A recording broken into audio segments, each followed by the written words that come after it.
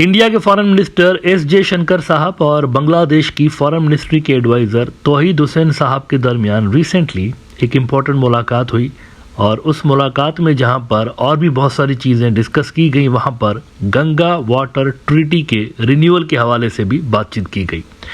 अब Ganga water treaty जो है ना, ये असल में दोनों मुल्कों के दरमियान पानी को शेयर करने के हवाले से एक ट्रीटी है और इस ट्रीटी को करने की ज़रूरत यूं पेश आई कि बांग्लादेश के बॉर्डर से सिर्फ 18 किलोमीटर दूर, ओनली 18 किलोमीटर दूर एक फर्राका बैराज है। इंडिया ने एक फर्राका बैराज बनाया है।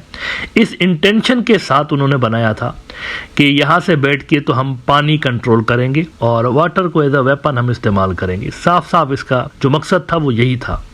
वैसे तो फर्राका बैराज की जो कंस्ट्रक्शन थी वो 1960s में ही शुरू हो चुकी थी और 1970 में ये कंप्लीट भी हो गई थी, लेकिन ऑपरेशनल नहीं हो रहा था ये। इसकी वजह यह थी कि सामने से उस वक्त पाकिस्तान था, तो वो शदीद विरोधी था इस बैराज का और वो नहीं इनको ओपन करने दे रहे थे।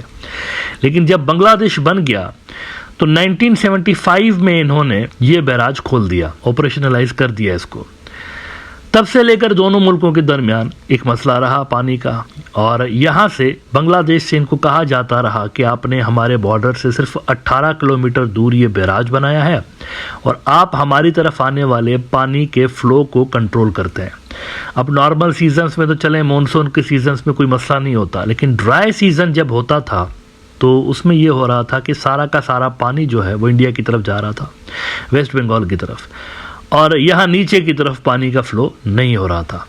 इस मसले को रिजॉल्व करने के लिए पहली मरतबा जो इनिशिएटिव लिया गया था वो ज़ियाउर रहमान साहब की तरफ से 1977 में लिया गया था। एक एग्रीमेंट हुआ था दोनों के दरमियान, लेकिन उसके बाद 1996 में 1996 में एक proper Ganga water treaty sign की गई थी। अब इस ट्रीटी के अंदर क्या लिखा हुआ है? इसमें लिखा हुआ है कि अगर पानी का जो फ़्लो है वो 75,000 क्यूसिक से कम हो तो फिर दोनों मुल्कों को इक्वल पानी मिलेगा। यानी जो भी 75,000 क्यूसिक से कम पानी जितना भी आता है उसको हाफ करेंगे और वो जो पानी है फिर इक्वली डिवाइड होगा। लेकिन अगर 75,000 क्यूसिक से ज़्यादा पानी आता है तो इंडिया सिर्फ और सिर्फ 40,000 क्यूसिक तक रख सकता है, बाकी सारा पानी बांग्लादेश की तरफ आएगा। ये है गंगा वाटर ट्रीटी। अब ये जो ट्रीटी की गई ये 30 साल के लिए की गई थी 1996 में। इसका मतलब यह है कि दिसंबर 2026 को, यानी अगले साल दिसंबर में ये ट्रीटी होने वाली है एक्सपायर। अब जब ये ट्रीटी एक्सपायर हो जाएगी तो बांग्लादेश को ये चिंता है, ये कंसर्न है कि वहाँ से पानी रोक दिया जाएगा, क्योंकि कोई इंडिया लीगली बाइंडिंग तो होगा नहीं पानी छोड़ने के लिए, ट्रीटी एक्सपायर हो चुकी होगी।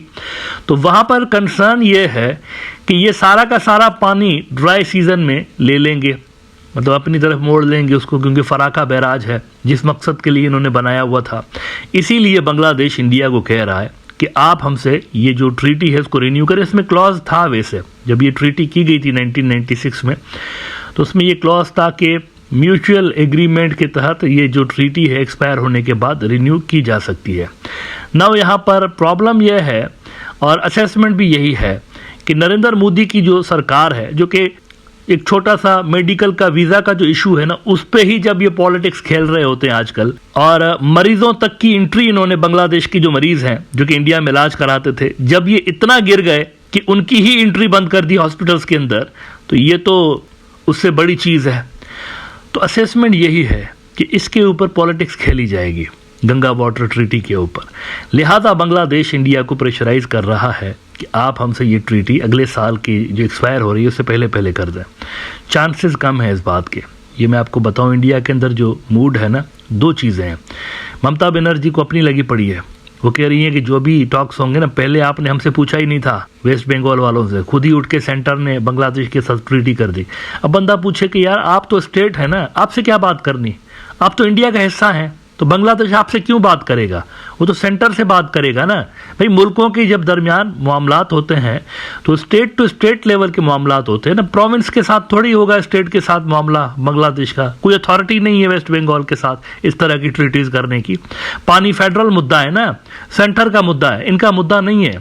तो उनको अपनी लगी पड़ी है कि लास्ट टाइम हमसे आपने कोई बातचीत नहीं की थी, इस मर्तबा हम ऐसा नहीं होने देंगे, इस मर्तबा हम भी बीच में बैठेंगे, इस मर्तबा हमारे भी कंसर्न सुनिएगा। तो वो जैसे तीस्ता की वाटर शेयरिंग का मामला वेस्ट बंगाल के बीच में पड़ने की वजह से उधर ही अटका हुआ है, तो अंदाज़ा यही लगाया जा रहा है कि गंगा वाटर ट्रीटी का रिन्यूअल जो है वो भी वेस्ट बंगाल वाले बीच में पड़ेंगे और मामला को कॉम्प्लिकेट करने की कोशिश करेंगे। ऑन द अदर हैंड जो सेंटर है यानी नरेंद्र मोदी की जो सरकार है वो गंगा वाटर ट्रीटी के रिन्यूअल के हवाले से कुछ कीमत वसूल करना चाहती है। ये मैं आपको ऑथेंटिक सोर्सेज से खबरें बता रहा हूँ। कुछ कीमत वसूल करना चाहते हैं वो। पहली कीमत तो इसकी ये है कि वो चाहते हैं तीस्ता का जो प्रोजेक्ट है ना, जो कि उनको मिल रहा था, जिससे चाइना माइनस हो गया था, शेख हसीना ने माइनस कर दिया था चाइना को, वैसे ही ओरिजिनली चाइना का प्रोजेक्ट था, फिजिबिलिटी रिपोर्ट भी उनकी कंप्लीट थी, लेकिन शेख हसीना ने उनको माइनस कर दिया था इंडिया को खुश करने के लिए। तो पहला तो इंडिया ये चाहता है कि वो दोबारा हमें दे दें, हम करेंगे ये तीस्ता का प्रोजेक्ट। इसके अलावा भी 2-3 पॉलिटिकल ऑब्जेक्टिव्स हैं जो कि इंडिया इस ट्रीटी के रिन्यूअल के बदले में हासिल करना चाहता है। अब वो बड़े पॉलिटिकल ऑब्जेक्टिव्स हैं, मुझे नहीं पता बांग्लादेश एग्री होगा उनके ऊपर या नहीं होगा, ओनली टाइम विल टेल। लेकिन ये सोच बहरहाल ज़रूर है इंडिया के अंदर कि गंगा वाटर ट्रीटी अव्वल तो करनी नहीं है, लेकिन अगर करनी है तो कंडीशंस हमारी माननी पड़ेंगी बांग्लादेश को। तो वहाँ पर ये सोच है। देखें ना, बेसिकली ये जो इशू है ना गंगा वाटर ट्रीटी जिस वजह से करने की ज़रूरत पेश आई वो इंडिया की शरारत ही थी। अगर फराका बैराज ना होता तो शायद गंगा वाटर ट्रीटी करने की ज़रूरत ही पेश नहीं आती। इन्होंने ये बैराज बनाया 18 किलोमीटर दूर बांग्लादेश के बॉर्डर से, तभी ये ट्रीटी करने की ज़रूरत पेश आई ना, पानी कंट्रोल हो गया बांग्लादेश का। तो अव्वल तो इस बैराज की कंस्ट्रक्शन ही गैर कानूनी थी। अब गैर कानूनी काम करके तो लेवरेज हासिल करने की कोशिश कर रहे हैं बांग्लादेश के ऊपर, ये मेरे ख्याल से अनइथिकल भी है। लेट्स सी कि इसका क्या बनता है, लेकिन अभी तक की सोच वहाँ पर यही है कि कुछ पॉलिटिकल बेनिफिट्स हासिल करेंगे बांग्लादेश से तभी ये ट्रीटी रिन्यू करके देंगे, अदरवाइज नहीं करके देंगे। अच्छा, वो जो मैंने वेस्ट बंगाल के हवाले से बात की, इसके लिए ज़रा आप गुज़िश्ता साल का यानी अभी जब शेख हसीना मौजूद थी पावर में, तो उस टाइम का ये बिजनेस स्टैंडर्ड देख लीजिए। इसके अंदर वो कहते हैं what is the 1996 Ganga water treaty that has sparked Mamata centre row. वो पहले से ही लड़ रहे थे इसके ऊपर। ममता बनर्जी कह रही थी कि नहीं मैं तो बीच में बैठूंगी, फैसला तो मैं करूंगी। उधर से मोदी कह रहा था नहीं आप कैसे फैसला करेंगी, मैं करूंगा फैसला। तो जैसे तीस्ता वाटर शेयरिंग के हवाले से इन्होंने ट्रक की बत्ती के पीछे बांग्लादेश को लगाया हुआ है ना, मतलब वो नहीं मान रहा, ममता बनर्जी नहीं मान रही, तो आगे से वो मोदी कहता है नहीं मैं मानता हूँ, वो नहीं मान रही, तो बांग्लादेश इधर से उधर देख रहा होता है। यहाँ पर भी कुछ ऐसा ही गेम खेलने की कोशिश की जा रही है। उन्होंने कहा West Bengal chief minister Mamata Banerjee has written to PM Modi claiming that the centre excluded the state government from discussions with Bangladesh on Teesta water sharing and Farakka treaty. तो वहाँ उनके अपने रोले हैं, अपने दुखड़े हैं, उनके अपने मसाइल हैं। देखिए ये क्लासिक एग्जाम्पल है कि कैसे 2 नंबरी की जाती है।